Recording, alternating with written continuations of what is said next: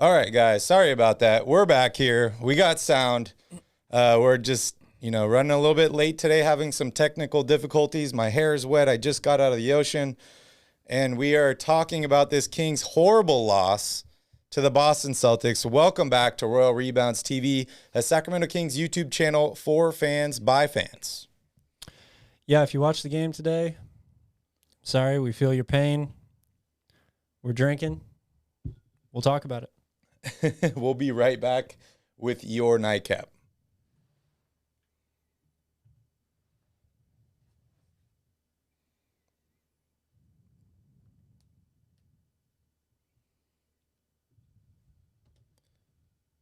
We're here. We're drinking beers. Calvin's drinking a rum and Coke. I needed something a little harder today. And we're talking about your Sacramento Kings. Oh, man. If you're a Kings fan, make sure you smash up that like button down below. And if you enjoy awesome content like this, consider hitting that subscribe button. So, Calvin, no De'Aaron Fox tonight. Terrence Davis starts. He's having a decent game himself. Ends up going out with a head injury. Kings lose by 187 points. It certainly felt that way. I mean, yeah, I don't know. I don't know what to say here about this one. It's rare that you're going to find me at a loss for words when it comes to a basketball game, but I'm at a loss for words today. Down by 60, I don't really think there's much else you can say. The Thunder lost by 70. Kings fans are like, hold my beer. The Kings were down horribly in this game. I mean, basically the whole game they were down by 30-something points, but it all started out with the first quarter tonight. Going into this game, Kings are 18-30 on the season. Celtics are 24-24, right at 500. Many fans in the NBA were talking about how the Celtics were underperforming, underachieving. Well, they overachieved tonight. They started out 4 or 5 from the three-point line. They went on a 8-0 run to up the Kings 14-4. Kings shoot 17% in the first quarter. They only scored 13 points in that first quarter. And you think that's bad. They score 17 in the second quarter. They followed up with basically I feel like this is like their worst 2, 3, 4 quarters of basketball this entire season. Yeah, it was a joke. It started, 1 of 16 from 3. Buddy Hield's the only Kings player in double figures today, and he had 11. Yeah. I mean, 30% from the field, 18% from 3. You don't have a chance if that's what you're going to do on offense. So, yeah, KD is talking about during the game that, there's a back-to-back. There's another game tomorrow at Atlanta. What are the Kings going to do? Maybe they're not even going to watch footage. They're just going to kind of scrap this game and say, okay, we're moving on, because you don't want to get too down going in tomorrow's game. I don't know how long we're going to be able to talk about it today. This might be a little bit of a shorter show. Leo's video, for any of you guys that watch Cowbell Kingdom, his video was, I think, 7 minutes today from start to finish. And he's like, Kings suck. It's over. It's over. I saw a 5-second inbounding violation by Tyrese Haliburton in this game in the second quarter, which is just compiling on top of a horrible start for the Kings. But we talked about turnovers for him. We've given him a lot of praise about all the assists. We don't like the turnovers. Sometimes he leaves his feet. Sometimes he makes stupid plays. I haven't seen a 5-second inbounding violation call on him yet, but hopefully this is something to learn. But the Kings were just basically missing everything in this game. And they were actually getting some decent shots in the first half of the game. They just couldn't get anything to go down, and they're playing their usual no defense. At halftime, Harrison Barnes was 1 for 10. Tyrese Haliburton, 0 for 7. Davion Mitchell, 1 for 9. If one of your guys on your team is shooting like that, your team's not looking good. But when you have 3 guys like that, it's a bold strategy, Cotton. It is not good at all. And I don't know if you guys heard in the intro, because we were having some sound issues, but De'Aaron Fox was a late scratch. He's out this game due to that ankle soreness. I think he tweaked it in the last game warming up. He's expected to play tomorrow, but it just kind of compounded it here. And then we saw Terrence Davis fall on his head in this game, had a laceration over the eye. He was bleeding. He made the free throw. Then he went to the locker room, never came back. I'm guessing maybe concussion. I don't know. Certainly looks like he'll be in concussion protocol. I don't know how long he'll stay in there if he has to be in it, but yeah, just unfortunate all the way around. I mean, De'Aaron Fox didn't play tonight, but even if he did, the Kings score 85 points instead of 75. Yeah. I don't see that being the answer to any of the problems here. 66 points tonight from Jason Tatum and Jaylen Brown. Not a single Kings starter had double-digit points. And as you mentioned, Buddy Hield was the high man with 11. On that note, let's jump in here into the box scores, Cal. All right, well, if you have kids around, make sure you cover their eyes because this is not pretty. No Kings starter in double figures. As I mentioned, Buddy Hield was the only Kings player to score in double figures, 11 points on 4-14 shooting.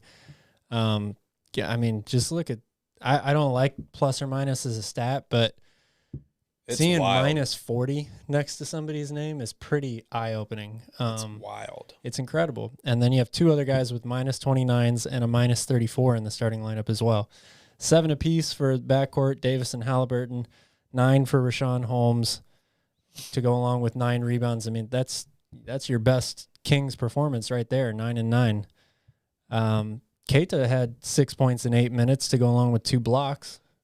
Yeah, I thought he should have got some more playing time. I'm surprised he only played 8 minutes. You look at a lot of these starters, like Tyrese Haliburton, 27 minutes, 30 minutes for Harrison Barnes. Like, what was the point in playing these guys? What, they're going to snap out of it or maybe get a rhythm going in tomorrow? Like, they were down 30 points in the second quarter. Yeah, it's hard to really understand what was going on here at all. But, I mean, the Celtics had a worse shooting night than this one this season. They were like 4 of 42 or something like that from 3, but 6 for 33 is one of the worst shooting nights I've ever seen. I mean, 0 for 5, 0 for 6, 0 for 5, 3 for 9.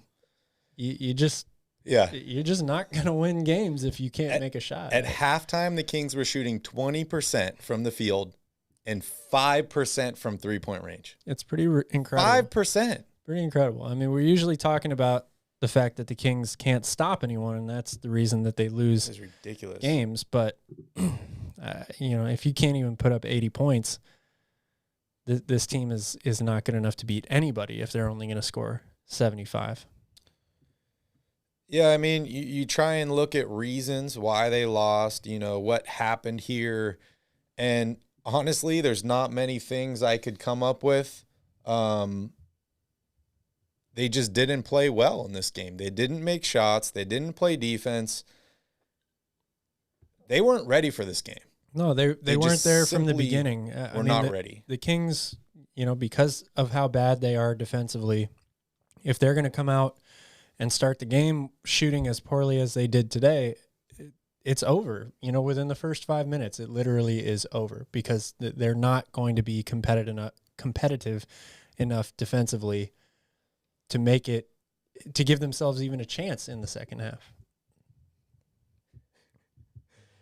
What is this? Jamma said, I asked my Alexa to tell me a joke about Sacramento earlier today, and she literally said, I would, but I only make fun of NBA teams that actually make the playoffs. That sounds crazy. I have an Alexa. After this is over, I'm going to have to check that out. What's up, Lane? Good to see you. He said no one clicks on this team. I mean, yeah, you're missing your best player. We're talking about a brutal stretch of road games. But, I mean, you got to show up. No one expected the Kings to win this game, just like the last game. Nobody expected us to win the game. I didn't think they were going to win this game either. But you got to at least show up. They didn't even average 20 points a quarter in this game. Yeah, I don't know what was worse, going through the 2 9-game losing streaks last year or this most recent stretch that the Kings are on now. What is it, 10 of 11 straight losses or something like that? Yeah, I mean, where do we go from here? Like, Yeah. Just absolutely horrendous game. And I agree with Gotham here. I wish I had a second team at this point. I'm not boycotting the Kings. I'm sticking with them. They're my team. That's part of being a fan, right? Is you got to survive the ups and the downs. There's a lot of downs, so hopefully there's some ups coming soon. But just a horrible overall game for the Kings. And Boston played a regular game. It's almost like Boston was playing an NBA game, and the Sacramento basketball team was like, oh, we're just going to show up here. This is a scrimmage or a warm-up, or I don't know what's going on. 30% shooting for the game, 18% from the three, as opposed to 49.5% and 44% for Boston. 73% from the line for the Kings. They got out-rebounded in this game. They got out-assisted, doubled up in assists, which, I mean, makes sense when you only score 75 points. You're not going to have a lot of assists. And the other team scores 130. Yeah, Kings won in the steals category. They won in the blocks category. The turnovers were pretty close. Boston dominated in the paint. And largest lead. Is that accurate there? 60 points? Yes, 60 points. Largest lead. That's wild. Yep. I wasn't doing math the whole game. I knew we were down a lot. The Celtics lapped them in this game. When you go down here and you look, okay, largest lead, 0 for Sacramento and 60 for Boston, 60. That's wild. I do have to say, though, hey, ESPN's going to be talking about us tomorrow. Are they? Not a good thing, but, oh, yeah, they're going to compare it to the Thunder, 70-point loss. This has got to be the worst loss in recent memory for me, for Sacramento. Yeah, the chat was discussing what the worst loss in Sacramento Kings history is, and I believe we decided it was in 92, 62 points to the Golden State Warriors. Okay. Yeah, I mean, I wasn't I was a Kings fan then, but I didn't watch a lot of Kings basketball in 92. That was early on, yeah. But oh, man, dude, this is crazy, dude. I don't even know what to say. I feel like I should just sit here and not say anything for like 30 minutes and just be like, I mean, there's really not much to say at this point other than, hey, Monty, I hope you're working. I hope you're up late tonight. That's all I can really say. Lane says at least the tickets will be cheap. It's a good point. I hope so. We are going to a couple games here soon, so hopefully they lower the asking price. Actually, it's funny, if you look on ESPN right now, you can go into a team's schedule and it'll show you for every city that they play in what the cheapest tickets available are. Mm-hmm. Guess how much the cheapest tickets at Golden One Center you can find are right now? They're probably giving them away. $7. That's crazy. You know what the cheapest ticket is at the Chase Center in Golden State? 700. $80. Oh man, that's crazy. Welcome to being a Kings fan. I'm trying to find an update here on Terrence Davis. He's probably in concussion protocols. I don't know how bad the injury really was. And, not to say that a head injury is not a bad injury, but at least it's not a broken arm. At least it's not a torn ACL or Achilles or something like that. Head injuries are serious, but they don't tend to last as long, I guess, or be as noticeable. Guys can still play basketball with some minus some brain cells, I guess. I don't know. Ben Simmons isn't playing, so. What's up, Makami? Good to see you here. Rodders, I haven't had a chance really to look through the chat. Welcome. Lane, welcome all you guys. It's just another horrible loss. Matthew, worst loss or best loss? I mean, hey, Monty, Calvin's right. Something needs to happen. It depends on what's happening here. I mean, are we just are we losing every game from here to the rest of the season for the best odds at the number one pick that they can get? I mean, that's I can't call that a win, but at least they would be doing something right, I guess, even if it's so wrong to do that. I really don't know what's going to happen here. As far as the trade deadline goes, it's not looking good for Ben Simmons anymore. There's a report out that says they don't want to trade him until the summer. They're looking for James Harden. Yep. So there goes that deal. And James Harden is apparently tired of Brooklyn. Yeah, for the life of me, I'll never understand what goes through these guys' heads sometimes. You play on not just a contending team, but most people's favorite when healthy to win the title. You play with supposedly some of your best friends, and you make a shit ton of money. Why do you want to go to Philadelphia? I mean, the report that I saw said he doesn't like living in Brooklyn. Oh, and he doesn't sorry, but that's just that'll never be an excuse for me for an NBA player. You don't have to live there. And he doesn't like Kyrie's BS. That's fair. I get that. But we're going to hold off on this because we're going to talk about this in the next section. We'll wrap up this game in a little bit here. So Kings officially drop below the Spurs. They're now 13th, almost on the bottom. You have the Thunder and the Rockets looking up at Sacramento. And the Kings just lost to the Rockets, and they lost to the Thunder earlier in this season. So, I don't know how well this really goes for them, but another bad loss for Sacramento.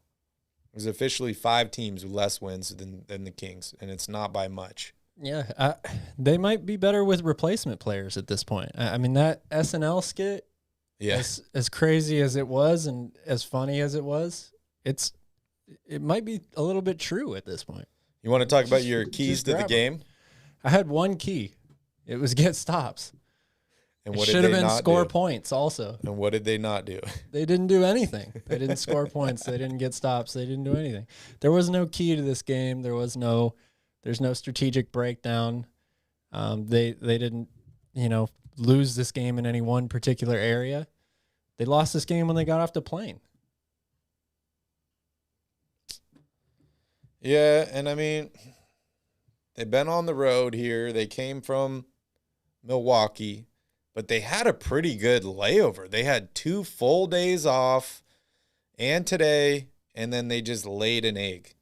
I think this is their least points scored this entire season, right?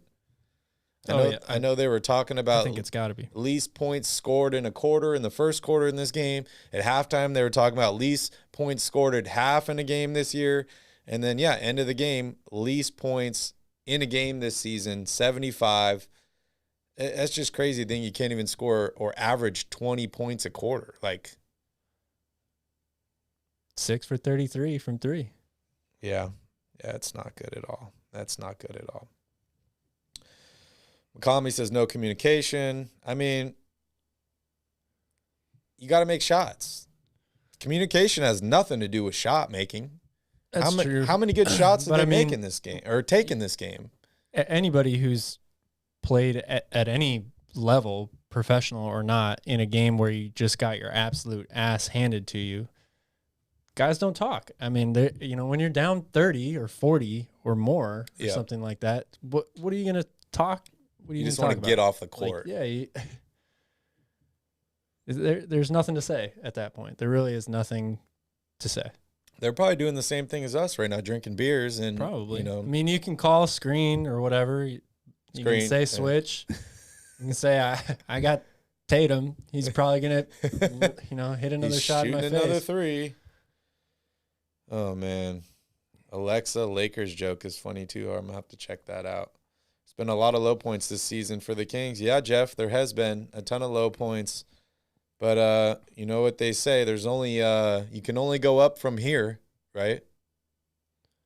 Well, theoretically, yes, but the Kings can actually go down from here. They don't have the worst record in the league yet.